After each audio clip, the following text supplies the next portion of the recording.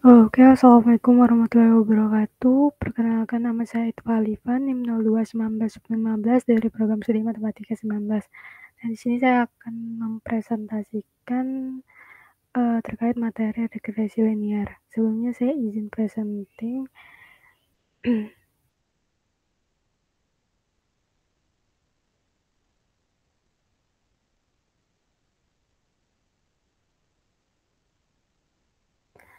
Nah, di sini saya akan menjelaskan sedikit materi tentang regresi linier. Nah, di sini untuk poin 2.1 di mana ada regresi linier berganda. Jadi untuk di metode regresi linier ini merupakan metode yang memodelkan hubungan antara variabel respon Y dan variabel prediktor X. Nah, jadi untuk variabel responnya itu Y dan untuk variabel prediktornya itu X1, X2 atau sebanyak variabel prediktor tersebut. Misal sampai X3, X4, X5 dan seterusnya. Jadi untuk kita menulis model regresi liniernya untuk P variabel prediktor secara umum dapat ditulis sebagai ini, sebagai berikut. Itu Y sama dengan beta 0 ditambah beta 1 kali X1 ditambah beta 2 dikali X2 ditambah beta 3 kali X3 dan seterusnya. Sampai beta P kali XP tambah ini errornya. Jadi ini merupakan model regresi linier untuk P variabel. Lanjut, jika kita mengambil sebanyak N pengamatan, maka model untuk pengamatan ke I.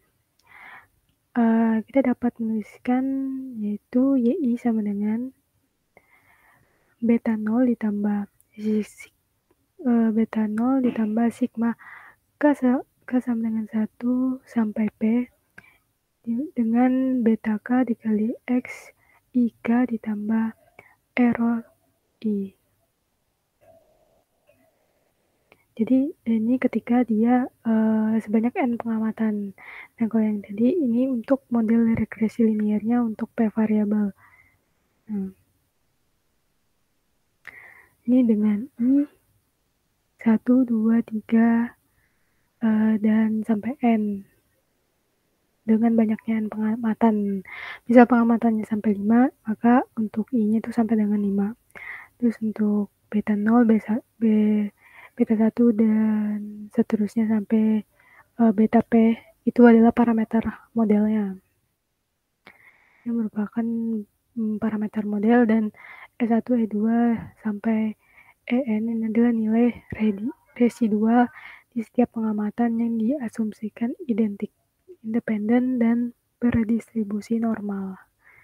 Jadi untuk E ini residual, nilai dari residualnya yang diasumsikan identik, independen, dan berdistribusi normal dengan mean 0 dan variansnya konstan. Nah, kalau kita lihat dari sini, nah yang ini kan ini 0, berarti dia itu termasuk dari meannya sendiri atau rata-ratanya. Nah, kalau yang ini merupakan varians konstan. Meannya itu berarti dia tuh sama dengan 0 dan ini variansnya yaitu konstan.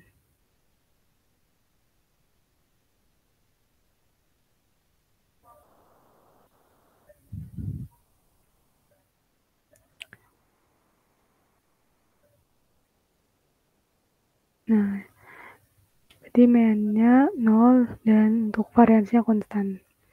Nah, pada model ini hubungan antara variabel prediktor dan variabel respon, di mana untuk variabel prediktornya itu yang X ya, dan variabel responnya ini Y, itu tetap dianggap konstan pada setiap lokasi pengamatan.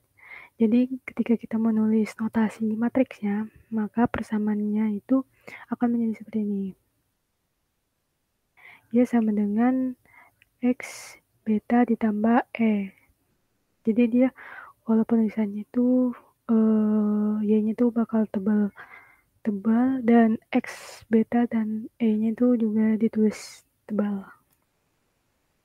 Dia kayak di bold gitu ya, biar kelihatan yang mana notasi matriksnya. Nah, ketika kita menguraikan, dia akan menjadi seperti ini.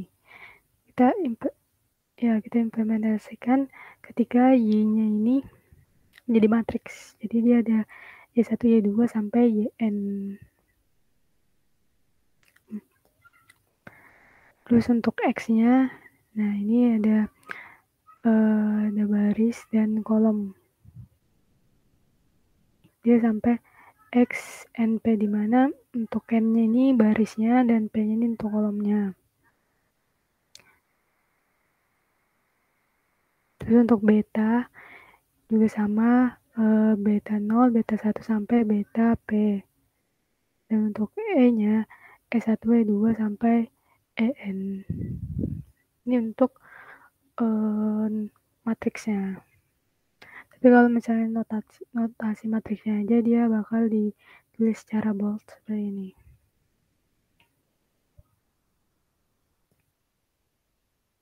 Sedangkan menurut Draper dan Smith, tahun 1992, nilai estimasi untuk Y-bold dan E-bold ini adalah ini,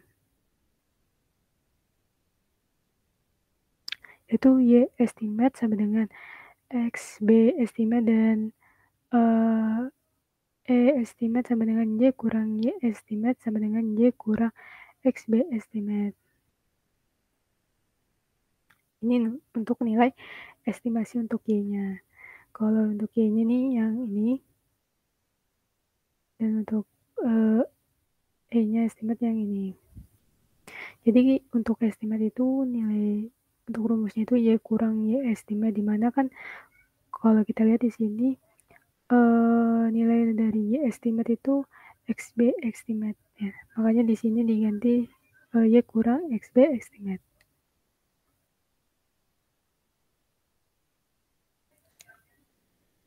Nah, terus kita lanjut ke 2.1.1, di mana itu ada estimasi parameter beta model regresi linier.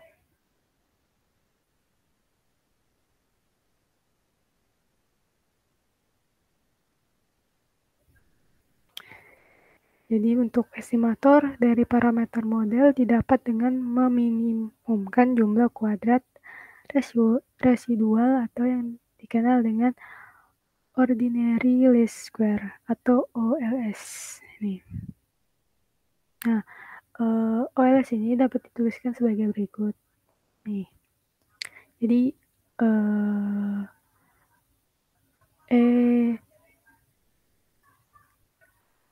estimate dikali transpose dikali estimate sama dengan Y transpose Y dikurang 2Y transpose kali X B estimate ditambah B estimate transpose S estimate kali X B estimate.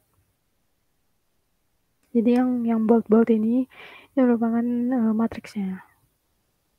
Untuk menentukan nilai beta estimate yang meminimumkan E estimate transfer dikali E estimate adalah dengan menurunkan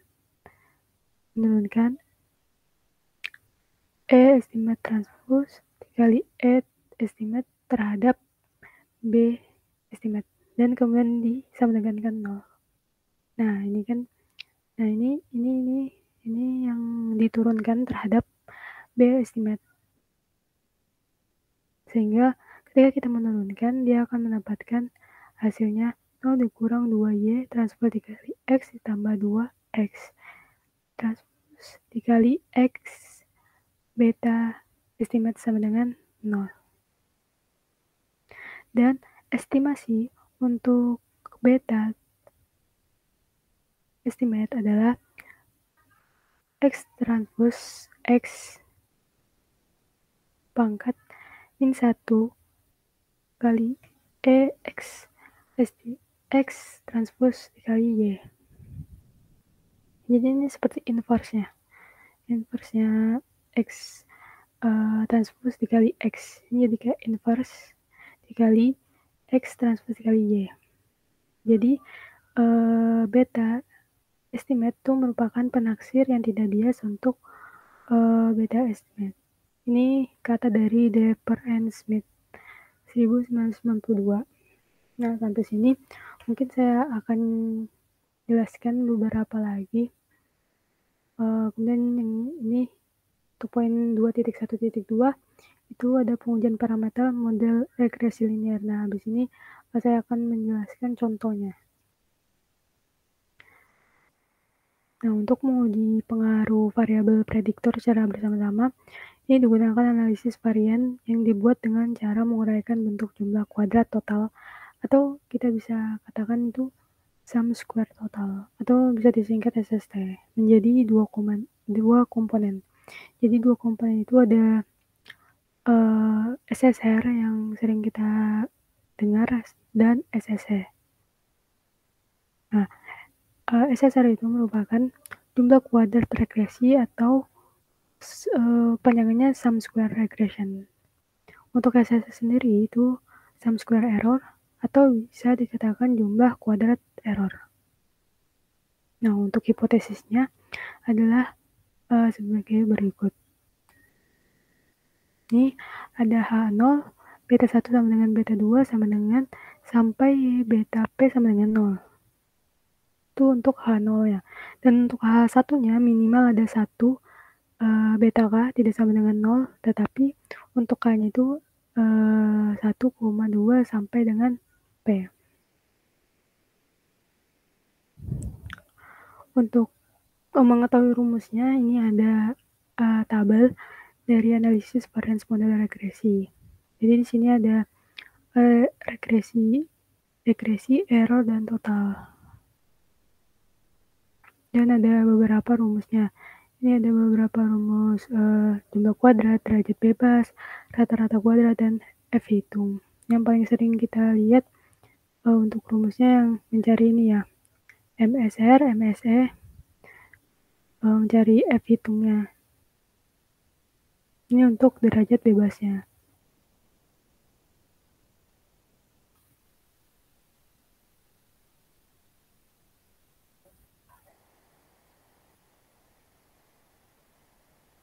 Nah, kita lihat J ini adalah matriks berukuran N kali N dengan semua elemen bernilai 1 dan H sama dengan X dikali X transpose dikali X kali min 1 kali X transpose. Kriteria ujinya adalah tolak H0 bila F hitung lebih dari F A, P, N kurang P kurang 1 atau p-value kurang dari alpha. Adapun pengujian secara parsial untuk mengetahui parameter mana saja yang signifikan terhadap model dilakukan dengan hipotesis berikut. Ini untuk hipotesisnya.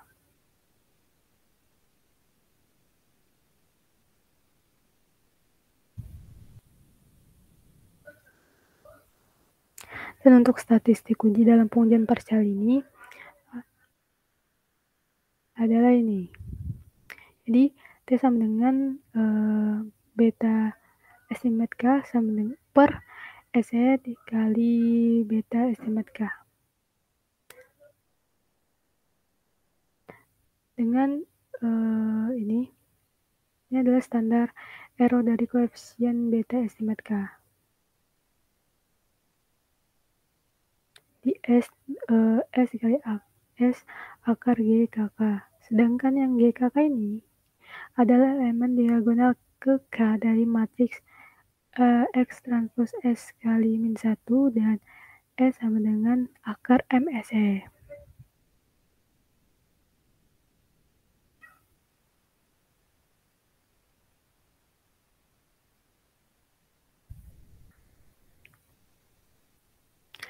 MSE merupakan mean of square error. Nah, jadi untuk itu untuk materinya sampai ini, saya lanjut ke contoh ya, menggunakan Minitab. Jadi saya mengambil data dari buku Ronald. Example 12.4 di mana untuk datanya itu ada Y, survival, X1 weight, X2 weight, X3 weight. Di mana Y-nya ini sebagai variabel respon dan X1, X2, X3 ini merupakan prediktornya. Kita langsung ke Minitab. Nah, jadi di sini kan sudah kelihatan saya sudah menginput nilai dari Y, X1, X2, X3. Nah, kalau kita lihat di sini kan untuk Y-nya ini ada 13. X1, X2, X3-nya juga sama. Di sini sudah saya input sampai 13. Nah, jadi kita tinggal mencari regresinya. Untuk mencari regresinya itu gampang. Tinggal kita ke menu start, terus regresi, dari regression. Nah, untuk variabel responnya yang tadi saya bilang itu ya, respon itu merupakan Y-nya. Nah, kita tinggal ketik Y. Untuk prediktornya itu X1 sampai X3. Karena yang kita cari X1, X2, X3. Jadi ada 3. X1 sampai X3. Jangan lupa kita storage dulu, kita pilih beberapa menu yang akan kita tampilkan, yaitu seperti fits, MSE, X inverse-nya, dan R matrix-nya. Lalu kita oke, dan kita oke lagi. Nah, ini bakal kelihatan ya, ini ada fits-nya. Terus kita ke atas. Nah, ini ada nih. Ini regresinya. Ini sama dengan 39,2 ditambah 1,02 X1 dikurang 1,86 X2 dikurang 0,34 X3. Nah, ini merupakan regresinya. Nah, kita lihat bawahnya. Ini prediktornya ada konstan X1, X2, X3 untuk nilai-nilainya. Nah, ini adalah analysis of variansinya. Ada regression, residual error, dan total. Ada shortnya, DF-nya, X1, X2 untuk X1, X2, X3. Dan ini ada unusual observation.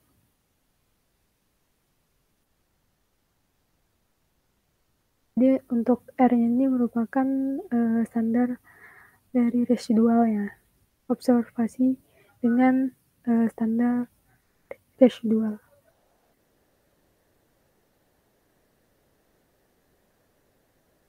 Nah, setelah itu kita nyari, ketika kita pengen nyari nilai Y estimate ya, kita tinggal copy yang ini, kita taruh di C6. Kita ganti jadi Y estimate.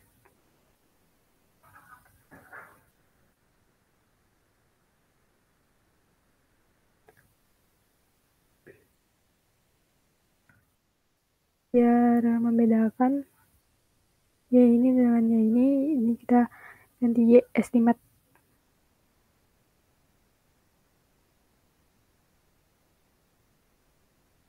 Setelah itu kita buka kalkulator. Nah, store result in variable. Nah, kita taruh variabelnya di C6.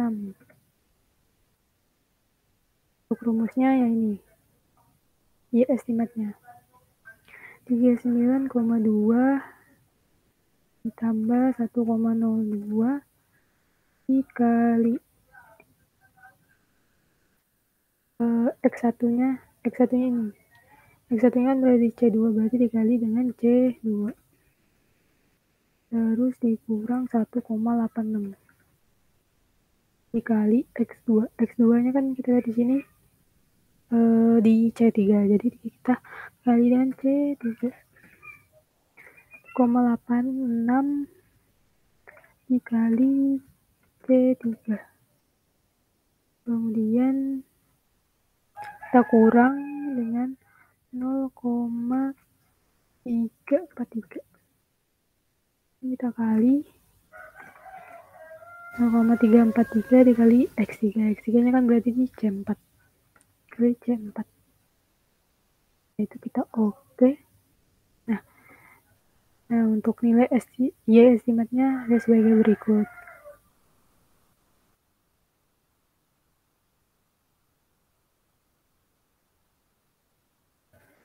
Nah, ini untuk nilai dari Y estimatnya.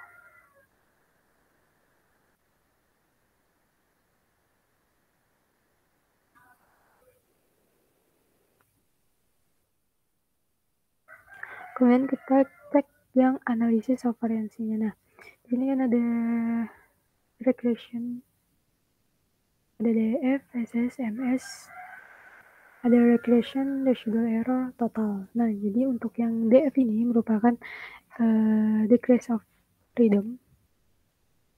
Kemudian SS ini sum of square, dan MS mean of square.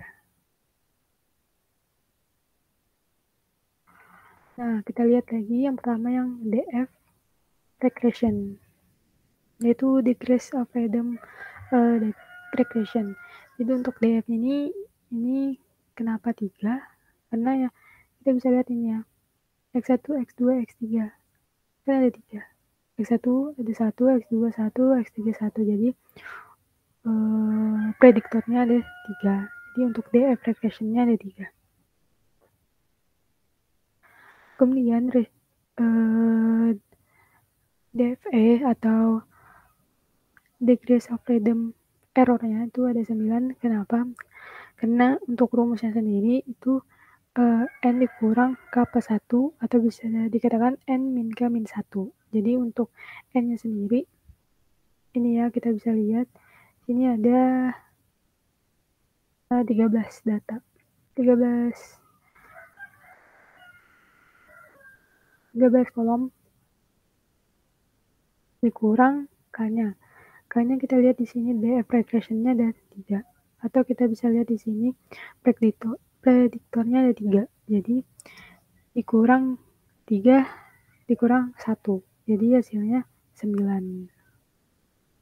Untuk totalnya ini tinggal ditambah decrease of freedom regression-nya sama decrease of freedom error-nya, itu 3 tambah 9, 12.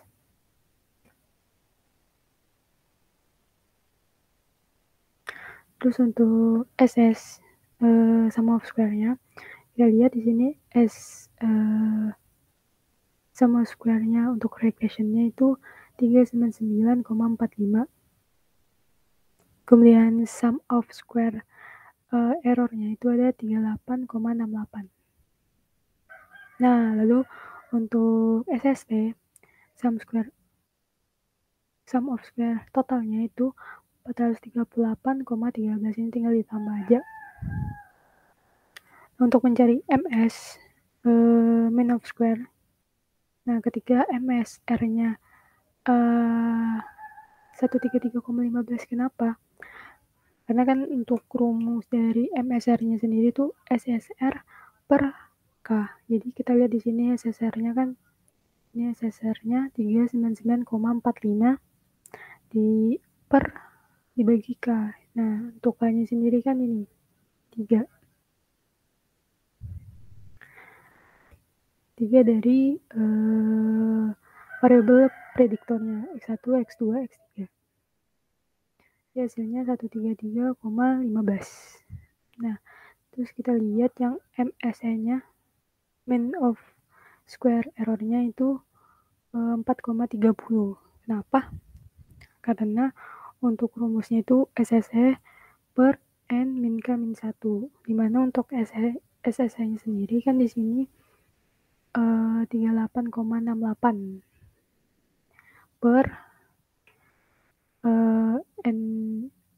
N-nya X-nya kan 13 dikurang 3 dikurang 1 itu 9 atau bisa kita lihat di DFE-nya ini. Itu 9. Jadi 38,68 dibagi dengan 9 yaitu 4,30. Jadi kita nyari untuk F-nya. Untuk F ini. Ini kan kita lihat 30,98.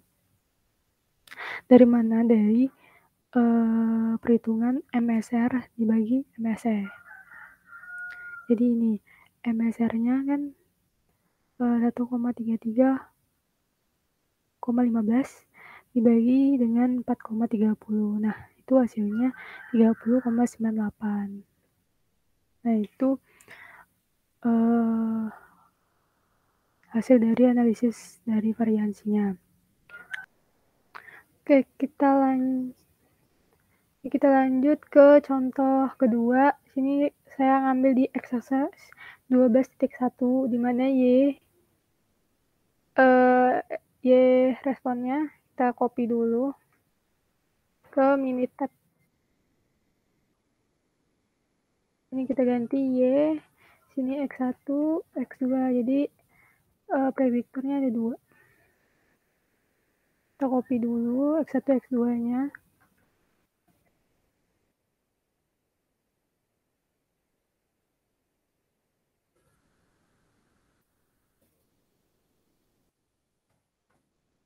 Nih. Terus kita nyari regresinya. Kita seperti tadi start regression, lanjut regresi, responnya di Y, prediktornya X1 by X2. Storage, it's MSE, R matrix. Oke. Kita bisa tambahkan grafiknya.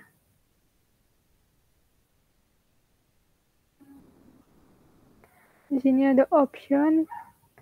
Kalau pengen lihat nih. Oke, terus kita tinggal oke. Nah, di sini bakal kelihatan ini grafik versus ordernya. Kalau ini histogramnya, ini versus fits-nya, dan ini normal probability plot. Terus kita cek di sini. Nah, ini nilai regressionnya. Kita copy. Ini kita taruh. Terus kita nyari Y estimate.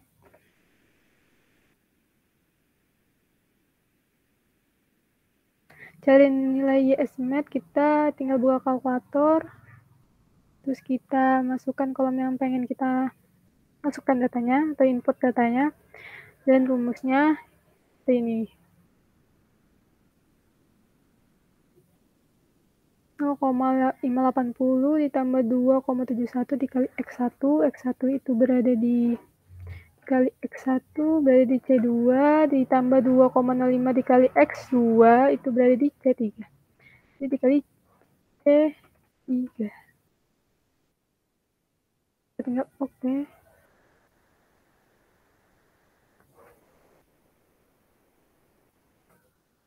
Ada kesalahan, kita ulang. Ini tinggal oke. Nah, bakal kelihatan datanya. Kita pengen nyari nilai errornya. Nilai error seperti tadi kalkulator untuk kita input di C6. Nah, C6 itu rumusnya Y kurang Y estimate, di mana Y-nya ini kan ada di C1. Terus dikurang Y estimate-nya di C5, berarti dikurang C5. Kita tinggal oke. Nah, ini nilai errornya. Lalu kita lihat di sini, ini ada nilai regression-nya. Ini kita ke bawah. Ini ada nilai prediktor konstan X1, X2. Di sini ada nilai S-nya. Ada nilai R square-nya 100%. Nah, di sini ada analisis dari variansinya. Ini kita lihat regresinya tuh depth-nya DFSS MSFP, regression residual error total. Di sini DF-nya ada 2 karena kita prediktornya ada 2, satu dengan X2. Dan untuk SS-nya 10.953,2. Untuk MS-nya itu didapatkan dari untuk MSR ya. Kita cari MSR-nya untuk regression-nya itu rumusnya SSR per K. Jadi SSR-nya ini kan ini dibagi dengan K-nya itu 2. Jadi hasilnya 5.476,6. Terus ini DF degrees of freedom-nya untuk residual error-nya itu 7.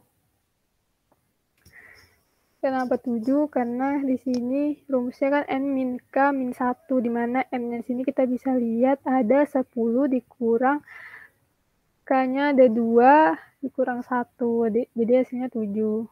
Terus untuk DF totalnya hasilnya tinggal ditambahin jadi 9. Untuk SS-nya sendiri ini 3, dan untuk MSE-nya 0,4 dengan rumus SSE per N min K min 1, di mana untuk SSE-nya sendiri ini kan ada 3 dibagi dengan 7 hasilnya 0,4. Untuk F-nya sendiri itu rumusnya MSR per MSE, di mana MSR-nya di sini 5476,6 dibagi 0,4, jadi hasilnya 12.688,74 dan P-nya 0. Mungkin itu aja dari saya, kurang lebihnya mohon maaf. Wassalamualaikum warahmatullahi wabarakatuh.